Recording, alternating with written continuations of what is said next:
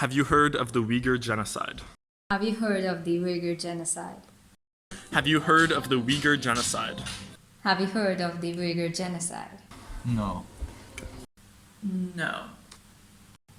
No. No. Have you ever heard of the Uighur Genocide? No. No. No. Uighur Genocide? No. No. No. Have you heard of the Uighur Crisis? No. No. No. The what genocide? No, I haven't heard of that. No. How much do you know about the Uighur Genocide? None. Have you ever heard of the Uighur Genocide? Yes. How much do you know about it? Very little. Like nothing, basically. How informed do you think you are about the Uighur Genocide? Not at all. The Xinjiang region in western China is home to one of the largest scale systematic oppressions of human rights seen in the 21st century. Throughout the region, the Uyghurs, a Muslim Turkic minority, are subject to restricted religious and cultural freedom, arbitrary detention, invasive surveillance, and a far-reaching attempt by the Chinese government to erase their cultural identity.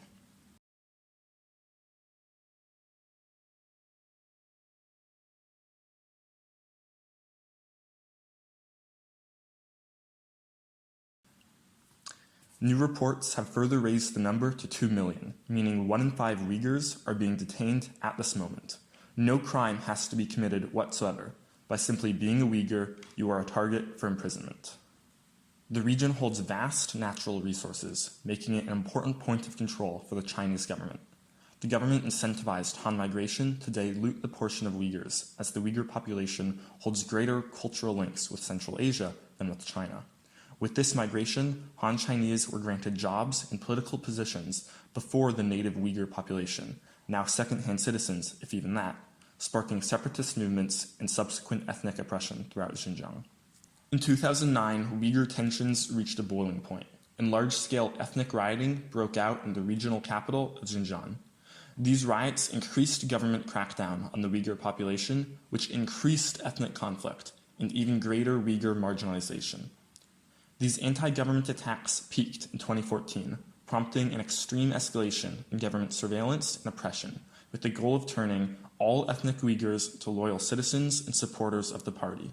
The wider political frame of a post-9/11 world gave China the convenience of labeling any Uyghur as a terror threat, and every camp as a re-education camp. In trying to disguise the detention camps as re-education camps, the Chinese government is hiding what they're actually doing to the Muslims sent there. The Uyghurs face extreme scrutiny inside the heavily guarded walls of the camps. They're monitored at all times, they have to suffer through long and severe interrogations, and are deprived of sleep on most nights. Uyghurs are put through intense indoctrination. They're forced to recite the Chinese laws, Communist Party laws, the national anthem, and other Red Party songs, and if they fail to remember any of these, their punishments include food deprivation, verbal and physical abuse, and solitary confinement. They're made to renounce their religion, engage in self-criticism sessions, and give reports about their fellow cellmates. Uyghurs are broken physically and mentally to force them to forego their identity. This has led many to commit suicide.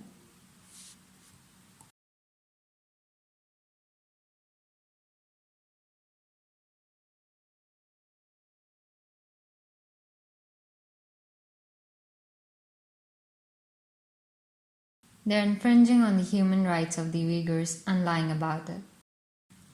It is concerning how little media coverage there is on this issue, even though it should be given the same importance that the other global issues are being given, if not more. But is the media to blame for this lack of coverage, or the Chinese government? China has done a very good job of keeping independent UN experts out by inviting foreign journalists to have a look at the camps. They are then given tours of false camps to show them that everything is alright and to keep the matter under wraps.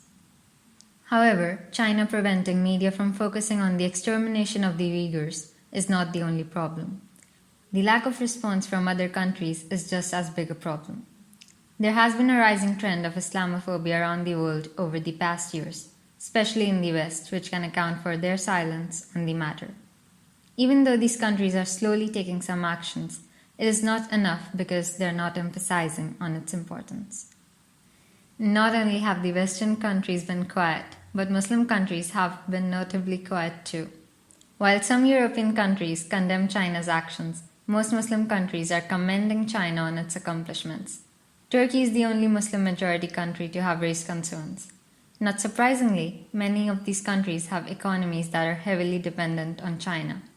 Condemning China would put most Muslim countries at a risk of losing China's good graces, which would negatively affect their economies. These countries are thus very clearly prioritizing their economic ties over the abuse of the Uyghurs' human rights, which makes us question that if the governments of other countries do not speak up for the rights of innocents, then who will?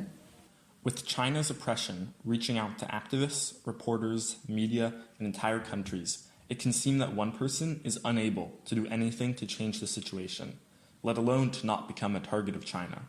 But with all groups in power tied up in China's economic chains, there is no one left but the people to inspire change. And some individuals have found a way to game the system, to bypass systems of political power. They've gone viral. Hi guys, so I'm going to teach you guys how to get long lashes. So the first thing you need to do is grab your lash curler, curl your lashes obviously, then you're going to put them down and use your phone that you're using right now to search up what's happening in China. And they have faced opposition from China, like all the other groups.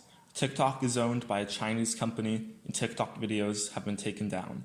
But millions of people have seen the video, hundreds of thousands, if not millions, have been a part of sharing information, Twitter threads, Reddit threads, and the list goes on. Clearly, complete change hasn't been inspired yet.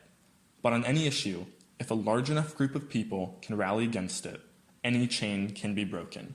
Public outcry just has to be loud enough to overcome the chains China has trapped the world of political power with. If politicians know that enough people will switch their vote to someone who will cause a change, they will be forced to also adopt policies that cause change. Every individual has the chance to go viral, the chance to be a part of something meaningful, and the minimum requirement, the only barrier to entry, is 20 seconds of your time and a social media account. China is testing the waters right now, and if we don't stand up for it and they wipe an entire ethnic population off the face of this planet without anyone batting an eye, what will China destroy next?